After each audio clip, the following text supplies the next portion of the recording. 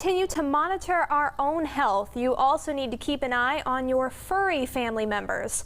Kennel cough has now become a well-known virus among dogs inside boarding facilities and kennels. It's a respiratory virus that can spread not only in close quarters but also through neighborhoods.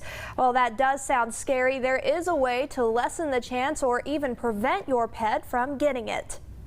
We, in most veterinarians, we require that they have a kennel cough vaccine up to date. It is preventable, but we can still see it. Even though they've been vaccinated against it, they can still come down with it.